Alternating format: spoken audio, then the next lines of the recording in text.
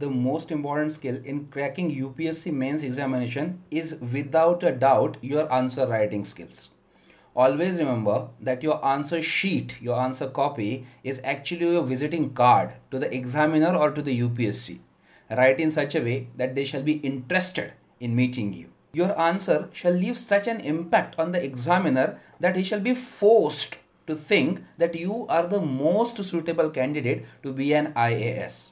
In this video, let us talk about some better ways to write answers and impress the examiner of UPSC.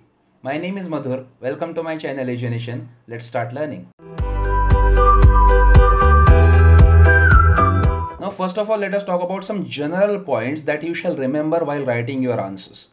When you practice your answers at your home, you shall make sure that you write your answers on the model UPSC answer sheets only. Like you shall print out those exact same answer sheets like the UPSC gives you. So that what happens is you get to know how many words do you write exactly on that particular box that is provided by UPSC, and in that way you will not violate your word limit. The second point is you shall try to write your answer in optimum time even at homes, right? You shall keep watch on time also while writing, like practicing the answer writing thing. I believe you get 8 to 9 minutes. The optimum time to write one answer in UPSC is 8 to 9 minutes. So make sure that you write your answer of any subject, may it be GS 1, 2, 3 or 4 or even optional. You write your answer in 8 to 9 minutes. Then the third point is make sure you have your own blueprint, your own format of writing your answer.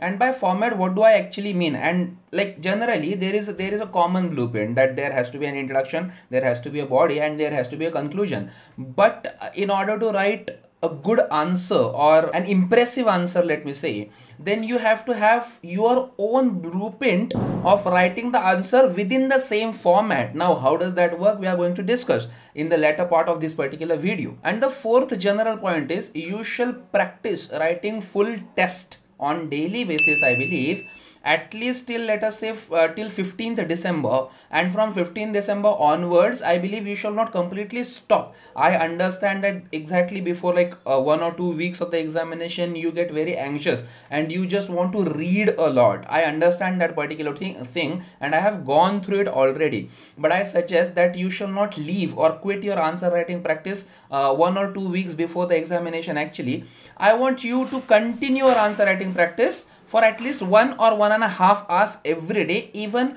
1 or 2 weeks before the examination as well. Now let us come down to that part when I said that you have to have your own blueprint, but within a format that is generally followed by all the candidates. And what is that format? We all know: introduction, main body of the question, and the conclusion, or way forward, what some people call it. So you have to have your own way of writing answers within this format only. Now what can be that own way? Let me tell you my way, and you can use those particular techniques that I have used in my answer writing practices or my answer writings in mains examination, and you can make your own blueprint. Always remember, the world does not need another Sachin Tendulkar, or the world does not need another Usain Bolt, right? The world needs new strategies. The world wants new strategies. So you cannot follow the strategy of a topper or your guide blindly. You have to have your own strategy. Now let me tell you what was my blueprint. My blueprint was the introduction line, the introduction part of every question. I used to write introduction in 2 to 4 lines, but I had very simple technique of writing a good introduction. A good introduction for me would consist of 2 very important things. First of all, what is the question and why is the question asked? That is it. That may be some historical background of the question, that may be some current related data on the question, whatever. Like whatever question that is asked to you, you shall just think before writing the introduction. You shall just think for 1 or 2 seconds that what is this question exactly? Is it a concept based or analytical based question? Then if that is the question, then just write down what is exactly asked, and then why is it asked. Like, is it relevant? Is it current oriented? Or what is the historical background of that particular issue? It makes a very, very good, concise and impressive introduction. Then when we come down to the main body part of the question, that is the most important part of the question. That is going to fetch you the actual marks that you are going to get in that particular, for that particular answer. So what should consist of a main body of the answer? So basically I have always, there is a dilemma, always a dilemma in UPSC aspirants, that what shall be the way of writing main body. Shall that be a comprehensive way, that means in paragraph wise format or fashion, or point wise format or fashion? And I have always maintained myself also, and I have always guided my students or aspirants also, that you should always try to write point wise way. Now how does that happen? A very important thing in main body, or even actually the whole answer, I am going to come down to that point in the later part of this video, but the flow has to be maintained. Now how shall the flow be maintained, we will discuss in later part of this video. But a very good key to maintain a flow in the main body is, I have always given headlines and subheads. Let us try and understand how to write main body the way I am telling you with an example. Last year there was a question in GS2, a very straightforward question was there. It was asked on the concept of doctrine of separation of powers. The question was, do you think India follows doctrine of strict separation of powers, or the doctrine of checks and balance system? And explain your answer, it was given, right? So basically what would I write in the main body of this particular question? Writing introduction on this particular question is the easiest task, right? Because it is a very straightforward question, so you are just supposed to write what about the question, right?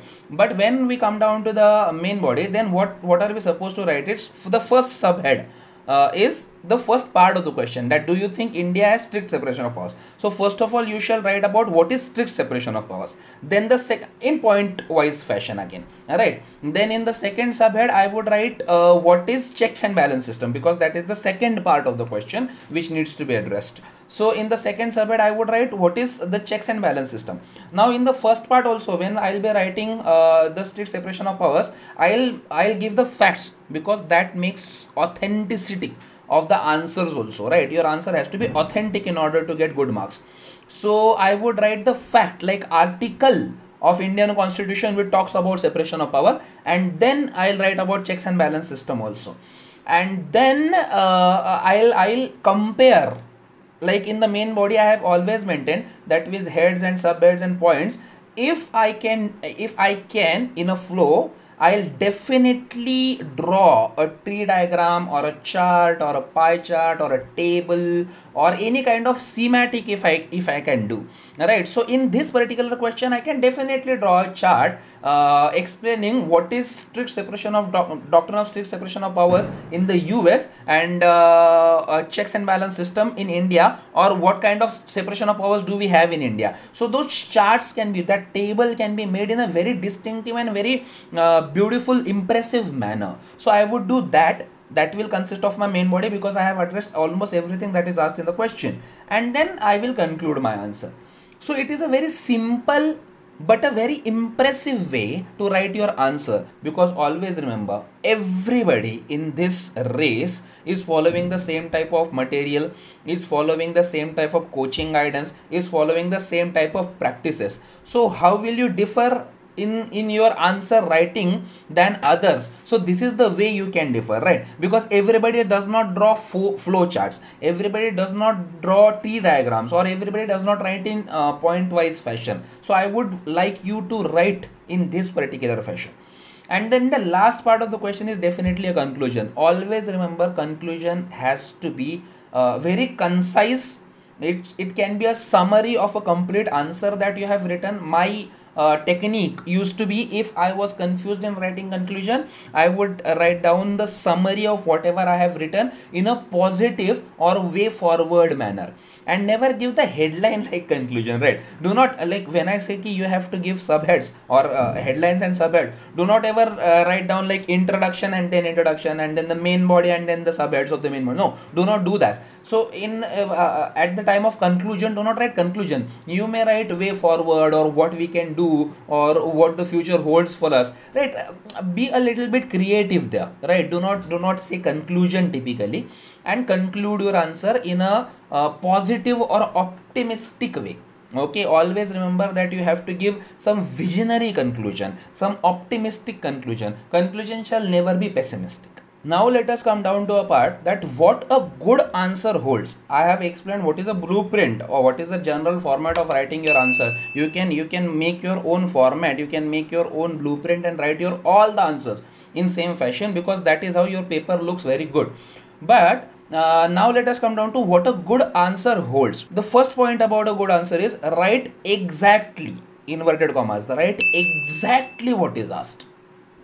Now here, why do I put exactly in inverted commas? What do I mean by exactly? So exactly for me means nothing beyond what is asked and nothing less than what is asked. That is exact. Means you are not supposed to write beyond what is asked and you are not supposed to write lesser than what is asked. Now how do you do that? First of all, you need to understand. Let's take an example. You go into a very good fancy restaurant and you order something, like let us come down, let us say ki you order a white sauce pasta, let us say, right? You like white sauce pasta and you have ordered white sauce pasta, but the chef serves you red sauce pasta. Will you be satisfied about it? No, you won't be. And if you call the chef comes and tells you, sir, I know that you have ordered white sauce pasta, but my specialty is red sauce pasta and I make red sauce pasta very well. So rather tasting white sauce pasta in our restaurant, why don't you test the red sauce pasta? Will you be satisfied? No, you won't be. Reason being, you are not catered what you have asked for. And this is the same thing that all the UPSC aspirants do with UPSC. UPSC asks you about something and you write about something that you know only. Like for example, अगर आपको पूछा गया है कि RTE के 10 साल तो पूरे हो चुके हैं, तो what do you think, did RTE, right to education, cater all the results that it was supposed to cater? And if it did not, then what were the problems and can you suggest any remedies? अब इस तरीके का question आपको पूछा गया, पहली बार आपको parts समझने चाहिए सारे क्वेश्चन के। तो क्या क्या पार्ट्स है? पहली बात तो आपको ये पूछा गया है, मतलब जो पहला लाइन है कि 10 साल पूरे हो चुके आरटी को, that does not really matter. आपको उस पर कुछ एक्सप्लेन नहीं करना है, आपको वो सिर्फ इंट्रोडक्शन में आप वो ले सकते हैं या कंक्लूजन में आप वो ले सकते हैं। आपका रियल सवाल चालू होता है वहां से जहां से आपको पूछा गया है कि क्या सारी चीज़ें जो आरटीई में सोची गई थी वो पूरी हुई है या फिर उनमें से कुछ चीज़ें पूरी नहीं हो पाई। Where did all this thing go wrong and what remedies can you suggest for better implementation? तो 3 पार्ट में सवाल आता है, तो आपको इस पे लिखना है और सबसे ज्यादा जोर उस पे रेमेडीज पे और प्रॉब्लम्स पे देना है, ना कि आरटीई क्या है उस पे देना है। No, that is not what UPSC has asked you, and therefore when you have written it down like completely and then you think that I should get 6 to 7 marks on this particular question, but UPSC will give you 2 or 3 marks or maybe 0 also if you did not write what is exactly asked. So always remember, you shall address to the demand of UPSC. You are a chef and UPSC is ordering you something, so you shall prepare what UPSC has asked you to prepare, not what you are good at. And one more thing to be remembered in this point is, you shall always adhere to the word limit that is given by UPSC. That means like there are 20 questions asked in every paper, 10 questions for 15 marks and 10 questions for 10 marks. So for 10 marks questions, you are supposed to write your answer in 150 words, and for 15 marks, you are supposed to write your answer in 250 words. Never go beyond that word limit. The quality of answer matters, always remember. Now, quantity does not matter. It does not matter कि आपने 270 280 words में बहुत सारा data लिख दिया. No, that does not actually matter. What matters is आपने कितना अच्छा लिखा. Even if you have written in 240 words, it is fine. Never go beyond the word limit that is given by UPSC. Then the second point in good writing, good content is your answer has to be very balanced. Now, what do I actually mean by balanced answer? So the first sub point in this particular point is, you shall cut a question in several parts, right? Like whenever you write a question, you have your pen in your hand. Whenever you write a question, you can exactly, like I used to do कि मैं ऐसा line मार देता था बीच में जहाँ पे एक थॉट या क्वेश्चन का एक पार्ट खत्म होता था, मैं क्लियर कट ऐसा एक पार्टीशन कर देता था, फिर दूसरा पार्टीशन, फिर तीसरा partition, and I used to underline the keywords and major themes asked in the question itself, and it is very much allowed. The UPSC does not have any objection on you making circles or boxes or underlining parts of the question. That there is no problem at all. You can do that, and I will say you will have to do that, because if you do that, you exactly know that how many parts of the question are there, and secondly, how many parts are you supposed to address. And in while addressing, when I say your answer has to be balanced or you shall address every part of the question, I do not say you shall address. Remember, like, listen to this statement very carefully. You are not supposed to address every part of question equally, but you are supposed to address every part of the question suitably, because a lot of times some, like, one of the parts of the question is not that important. So it is not that you shall bifurcate your answer in like 30, like if there are three parts of the question, you shall bifurcate your answer in 30%, 30%, 30%. No, that is not how you write your answer. There may be a part of the question which is just given for your information, that is not very much important, or not much importance shall not be given to that particular part, but you shall address that part. So write 1 or 2 lines on that particular part, and there may be a part which is actually the central theme of the question. So you shall devote most of the words or most of the part of your answer to that particular part of the question.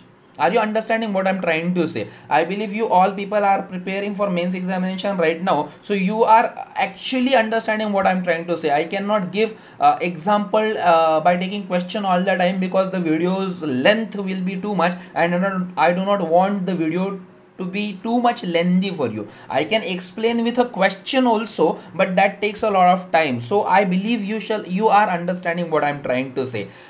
You are not supposed to bifurcate your answer by percentage wise, right? You shall bifurcate your answer on the weightage of the part, right? And some part may have more weightage than the other. So just address each and every part of the question suitably. Then the third point in better content writing is your answer has to be authentic, right? Now, how to make an answer authentic? Like, it is not that कि आप कुछ झूठ बोलने वाले हो answer में.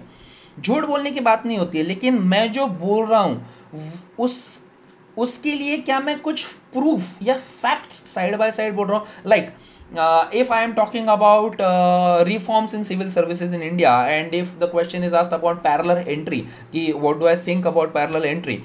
So rather than just talking about parallel entry and like good and bad points about having parallel entry in India or reforms in civil services in India, if I can quote the second ARC report, then what will happen is my answer will become more authentic, right? Like, it is not that I am saying this. The second ARC, the second Administrative Reforms Commission headed by Veerappa Moily, has said this particular thing in case of reforms of civil services. So what will happen is, when you support your answer with a fact, what will happen is the examiner will definitely know that you are writing this particular answer on the basis of solid research and solid knowledge, right? You have that knowledge base that is required to be writing this particular answer. So always remember, facts play very important role in writing good answers. And as we are talking about writing facts and names of the committees or commissions or the people or quotations, let me give you a very important tip in case of writing impressive answers. Whenever you are mentioning any fact or name of the commission or committee or any particular member of the commission or RBI governor, PM, whatever, whoever, if you are mentioning somebody or something or a committee or a fact, always either underline that particular thing, or I used to capitalize that particular thing. I used to write the name of the commission in capital letters. See, answer writing actually has a psychological dimension too. You are supposed to force the examiner, because he is checking number of papers on daily basis, and he is reading all those same kind of content in every question, in every answer sheet that he has come across. Therefore it is obvious that he gets bored of reading over and over again the same thing over and over again. Therefore you have to make sure that he will read everything that you want him to read. So if I write particular name in capital letters or single or double inverted commas or underlining particular part or making a box to particular headline or sub headline, what will happen is he will be forced to read that particular part. And if you do this in complete answer, he'll run through your answer in a way you want him to run through, and then he'll give you the marks you want him to give. So to make your answer authentic, you shall give a lot of facts, but not too many facts. Your answer should not be fact studded, you know, there shall not be bombardment of facts, but there shall be enough facts to support your authenticity. Like writing geography answer, you can draw maps or some small diagrams to make your answer more authentic. Writing polity answers, you can give some factual data from the constitution, like articles from the constitution or reports of particular commissions, even in economy also. So this is how you make your answer more authentic, and this is a shortcut to gain more marks, because in this way you are going to gain half or like 1 mark more than the other people. But half or 1 mark more than the other people may get you into the list, may get you in better cadre, may get you in better service. So 1 mark matters there. This was all about content part of a good answer. Now let us talk about a presentation part of a good answer. I believe presentation part is more important than the content part, because it has been clearly told by a lot of UPSC examiners also, not of course on record, but it has been told by them that they do not read the complete answer of any candidate. Reason being, first of all, they are very intelligent people. So just by reading 1 or 2 lines of your introduction, they understand what type of data are you going to provide in the answer, what type of quality do you have. Secondly, they look at your answer and your presentation tells them half of the things. Right. So basically they do not read your complete answer. So what is going to make them read your complete answer is your presentation. Let us try and understand what do I mean by good presentation. The first point in a good presentation is your language. It does not matter कि आप हिंदी में लिख रहे हो, मराठी में, तमिल, तेलुगु, कन्नड़ा, गुजराती या फिर English में लिख रहे हो. किसी भी लैंग्वेज में अगर आप अपना आंसर लिखते हो तो you shall always remember that you are writing your answer for UPSC civil services examination. तो उस तरीके का या उस स्टैंडर्ड का आपका आंसर होना चाहिए. तो language matters a lot. First thing that matters in language is your flow of your answer. What do I exactly mean by flow? Like I have already told you in content part that every question has some parts, right? So you shall always address all the parts of the question. But while moving from one part to the other part, what do a lot of aspirants do is, it looks like they have cut their answer in the first part and they have started the second part artificially. So that shall not happen. There shall be a complete beautiful flow in the answer. It shall flow like water, you know. So how to maintain a flow? I have always maintained a practice of writing subheadings, because if you keep on writing subheadings, you do not need to, you know, put a lot of efforts to maintain a flow, because that is by default maintained. One more thing that you can do for maintaining a flow is your end sentence of the first para and the introductory sentence of the second para has to have some relation in between them. Like if you have ended something ki this is how this thing works, so in the second para you shall start with, in this para let us try and understand what are the issues. So do you understand? So that is how your flow is maintained. Second point is your language has to be moderate, right? You shall not use too much advanced vocabulary or very complex sentences. I have always told my aspirants, and I have always maintained myself also, we all have read NCERTs. My English has to be at par to the standard of NCERTs only, right? I am not supposed to use too much advanced English like that is written in the Hindu or the Indian Express. No, that type of English is not required. Even that type of vocabulary is also not required.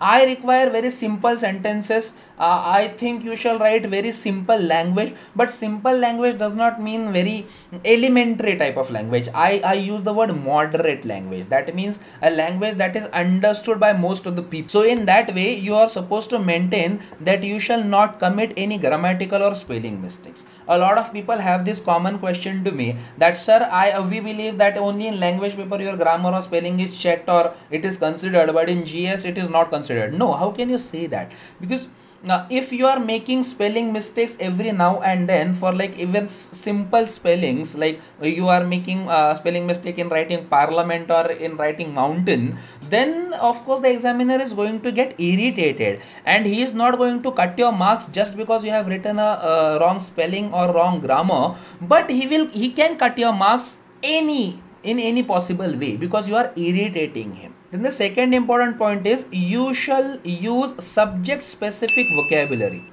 Do you understand? Every subject has specific vocabulary. Everybody, I believe everybody knows that, right? If you are writing history answers, geography answers, polity answers, and economy answers, same type of language is not used because you have some technical jargon, some technical words in every subject, and you have to use them.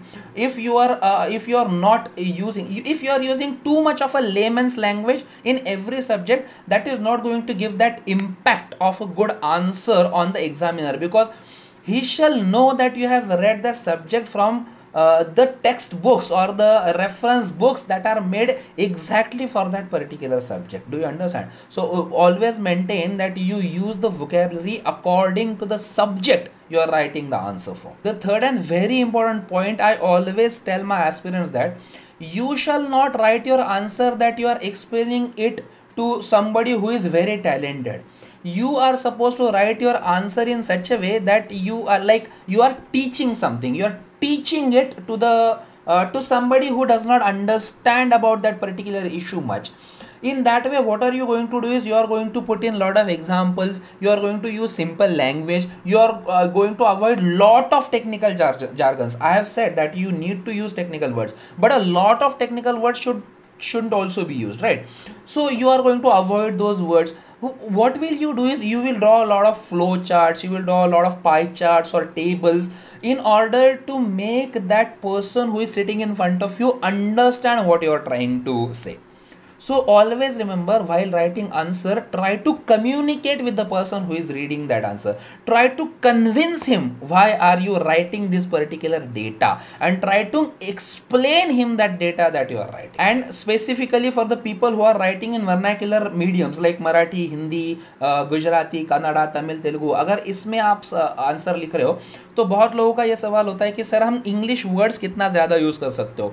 I always say कि अगर आप किसी vernacular language को या medium को choose करते हो, इसका मतलब ये होता है कि आप उसमें बहुत ज़्यादा फ्लुएंट हो, आप उसमें बहुत ज़्यादा अच्छे हो. तो फिर इंग्लिश का अगर आपको हमेशा सपोर्ट लेना पड़ रहा है तो वो एक रॉन्ग इम्पैक्ट डाल रहा है, वो एक नेगेटिव इम्पैक्ट डाल रहा है. तो मैं क्या बोलूँगा, जैसे आप अगर कोई बहुत ही डिफ़िकल्ट हिंदी या मराठी वर्ड लिख रहे हो कि जिसका आपको चाहिए कि सामने वाले को वो इंग्लिश में भी समझाना पड़ेगा, तो आप ब्रैकेट में इंग्लिश वर्ड लिखते हो तो वो बहुत ज़्यादा अच्छा है, बहुत ही ज़्यादा अच्छी बात है. लेकिन अगर आप इस वजह से इंग्लिश यूज़ कर रहे हो कि आपको उसका हिंदी, मराठी या जिस लैंग्वेज जिस मीडियम में आप लिख रहे हो वो वर्ड पता नहीं है, और वो अगर आप बहुत ज़्यादा बार कर रहे हो तो वो एग्जामिनर को पता चलने वाला है, और फिर examiner is going to get irritated. इसलिए बहुत ज़्यादा इंग्लिश वर्ड्स यूज करना is a wrong idea, is a wrong way of doing. And the third and the last point in your presentation is presentation itself. How to present your answer. First of all, the very important thing that is going to be seen by the examiner is your handwriting.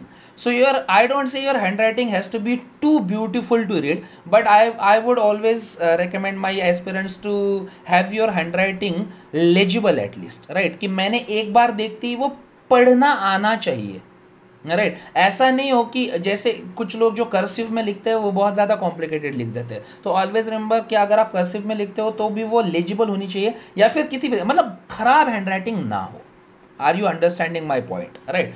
खराब handwriting से होने वाला ये है कि सामने वाला irritate होगा, या फिर वो क्या करेगा कि आपका पेपर आएगा तब वो चेक नहीं करेगा, वो साइड में रख देगा कि यार ये बहुत ज़्यादा दिमाग खाने वाला है, ये बहुत ज़्यादा ढंग से पढ़ना पड़ेगा, तो वो साइड में रख देगा और वो लास्ट में चेक करेगा जब उसके सारे पेपर्स चेक होंगे. तब तक वो थक चुका होगा, तब तक वो बोर हो चुका होगा, तब तक वो इरिटेट ज़्यादा हो चुका होगा, बहुत ज़्यादा खराब कंटेंट पढ़ के लो होगा. तो आपका कंटेंट कितना अच्छा है वो मैटर ही नहीं करेगा, क्योंकि वो आपका पेपर लास्ट एंड में वो चेक कर रहा है, और आपकी हैंडराइटिंग की वजह से ये सब कुछ हो रहा है. तो always remember that your handwriting has to be legible. और लेजिबल का मतलब ये होता है कि मैंने देखते ही वो मैं सिर्फ पढ़ सकूं, ऐसा नहीं कि वो इंप्रेस हो जाऊं मैं. अगर उतनी ज़्यादा अच्छी है फिर तो बहुत अच्छी बात है. I have always notice this thing कि जिसकी हैंडराइटिंग बहुत ज़्यादा अच्छी होती है उसके 1 या 2 नंबर्स हमेशा ज़्यादा होते हैं. लेकिन एटलीस्ट लेजिबल तो डेफिनेटली हो आपके हैंड राइटिंग, और कैपिटल और अंडरलाइनिंग इज वेरी इंपॉर्टेंट। दूसरी चीज होती है प्रेजेंटेशन में कि आपका जो चार्ट्स और डायग्राम्स आप करते हो, मैंने ऑलरेडी बोला है कि उसको बॉक्स बनाओ और उसको एक टाइटल डेफिनेटली देना, वो भी एक बहुत इंपॉर्टेंट प्रेजेंटेशन का पॉइंट है। और तीसरा और बहुत इंपॉर्टेंट प्रेजेंटेशन का पॉइंट कि जो दो वर्ड्स के बीच का गैप होता है या दो लाइंस के बीच का गैप होता है वो ऑप्टिमम हो, बहुत ज्यादा नजदीक भी हो ना हो कि वो बहुत ज्यादा खिचड़ी लगे, या बहुत ज्यादा दूर भी ना हो कि सामने वालों को ऐसा लगे कि आप उसको ट्रिक कर रहे हो। मतलब आपने एक्चुअली 150 या 200 वर्ड्स लिखे ही नहीं है, बस इतना ज्यादा लंबा लंबा लिखा है कि सामने वालों को लगे कि ये बहुत ज्यादा आंसर लिखा हुआ है। तो never try to fool an examiner of UPSC, it has to look very good to the eyes, right. और इसके लिए आप ये कर सकते हो कि जो टॉपर्स होते हैं यूपीएससी के, उनकी इंटरनेट पे बहुत सारी आंसर कॉपीज होती है, वो बस डाउनलोड कीजिए और एक दिन का वो रिसर्च है, बस देखिए कि प्रेजेंटेशन की टेक्निक क्या है और किस तरीके से हैंडराइटिंग का यूज किया हुआ है। Always remember to follow all these points in writing good answers. If you have any specific doubt on any specific subject, you can ask in the comments. You can ask me on my Telegram channel. I have given the link in the description of this particular video. And if you like the content, share it with other aspirants and subscribe. Thank you. Happy learning to you.